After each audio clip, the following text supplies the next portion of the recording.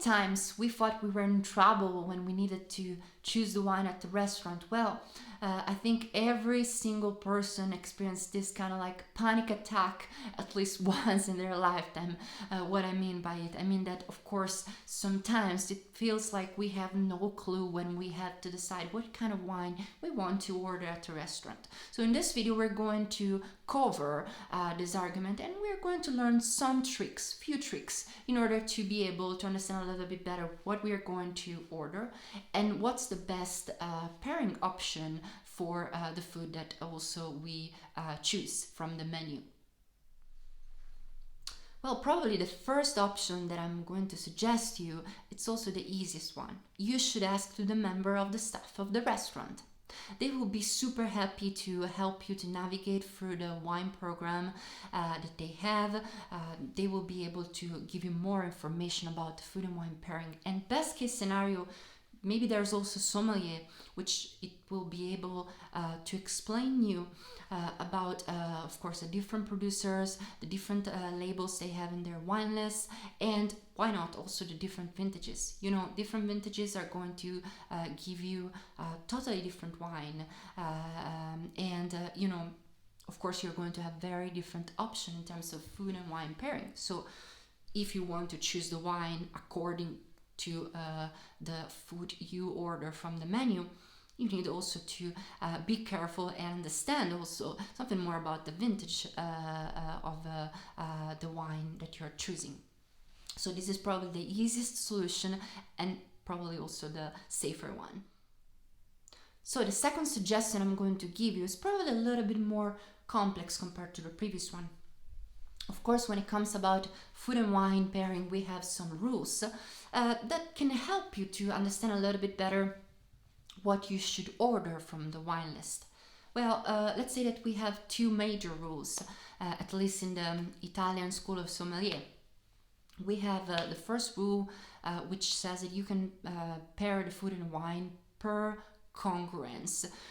What do I mean by it? I mean that you want to create a balance between the food and the wine, creating a congruence, using a congruence, taking advantage of the congruence that you can find between the two elements. Say whatever you want, but anyway, it's about the congruence of characteristic of the wine and the food. Very simple and easy example that it's probably also the most representative when it comes about the Chianti Classico area. The bistecca alla Fiorentina, the Florentina T-bone, paired with the Chianti Classico Riserva. Complexity versus complexity, and it will create a balance, of course. And that's the first major rule. The second one, it's probably a little bit more complicated, but believe me, it can give you a lot of satisfaction. When it comes about the second major rule of the Italian School of Sommelier, well, it's very simple. This rule says that you can pair the food and the wine using a contrast, creating a contrast. For example, think about when you have pasta alla carbonara. I'm sure every single one of you, at least once in their lifetime, tried pasta alla carbonara. So it's very simple. It's the sauce that it's made with the egg, the raw egg actually, and some people separate the white part from the red part, some other people keep it together, but I mean it doesn't matter, it's still the raw egg sauce. And then you have of course Parmigiano and Pecorino cheese, and then of course you have guanciale, which is basically the pork cheek. And so it's some kind of pasta that has a very important fat component and unctuous component. Well, in this case, you don't want to match a wine, that it's too structured, too important, too much, irruent, also too much aggressive. You want to create a contrast in order to be able to create the balance. And of course, it could be a food and wine pairing with the sparkling wine, maybe a prosecco, maybe a bollicina del Chianti, like the Cielo di Montemaggio, our sparkling wine, our sparkling Chardonnay Cuvée Brut. Again, those kind of wines tends to have, of course, a very good acidity. You have a fervency, you have the fine perlage, most of the case, that can really help you to clean up your palate, to clean up your mouth.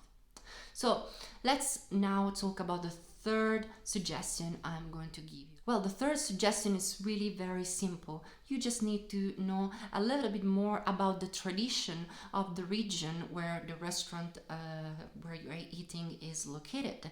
And of course, in this way, you're going to know a little bit more about their food and their wines. And of course, in this way, it will be very clear how they manage the food and wine pairing, because most of the time, especially when it comes about traditional food and wine pairing, there's no like particular reason or rule. It's just their preferences.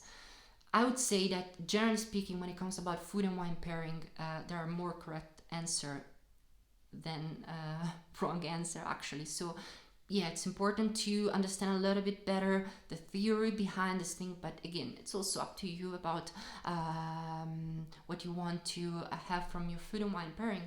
What's your favorite wine? What's your favorite idea of food, and so on. So if you learn more about the culture and the tradition of the region where you're, of course, having holidays, for example, or vacation, and of course, you are eating in a specific restaurant that is going to propose to you certain kind of menus, well, it will be easier then to navigate through their wine list and to understand a little bit better how to pair food and their wines.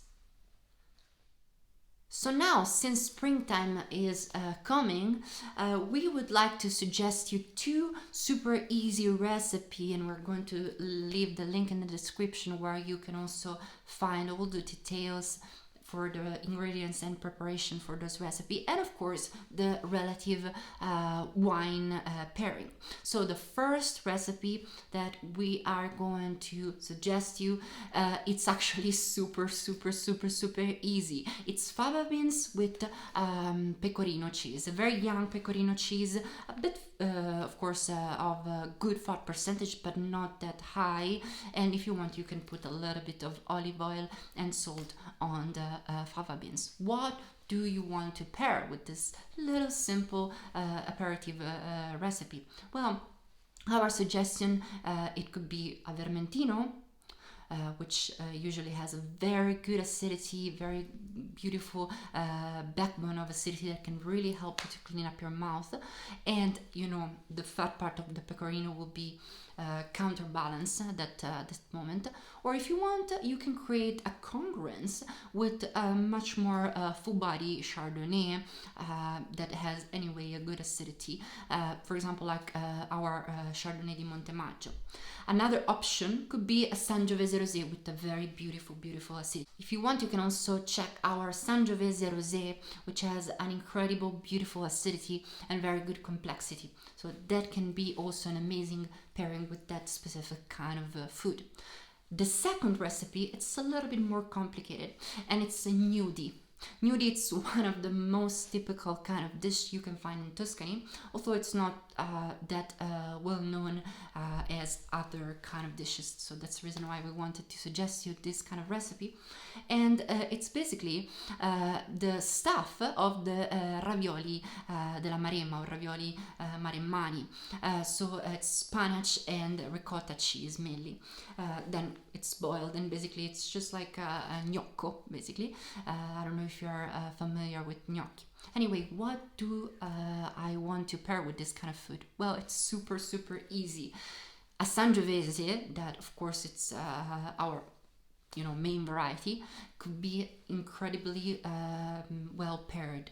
Of course, not a Sangiovese that it's too complex, and possibly also Sangiovese that was cultivated on a higher altitude. In general, higher altitude Sangiovese are a little bit more light, more elegant, more fine, and that could be also served a little bit more chilled. For example, our Sangiovese Chianti classico di Montemaggio could be very ideal with this kind of recipe.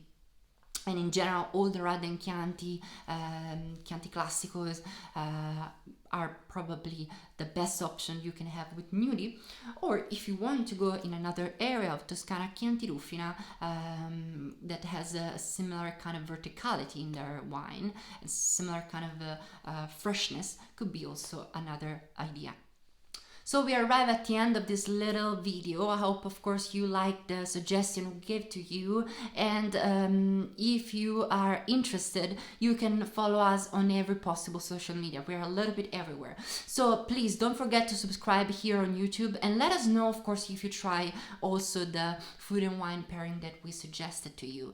And if you want, you can also check our wines. There's a link in the description of our e-shop. Thank you so much, and see you next time. Ciao!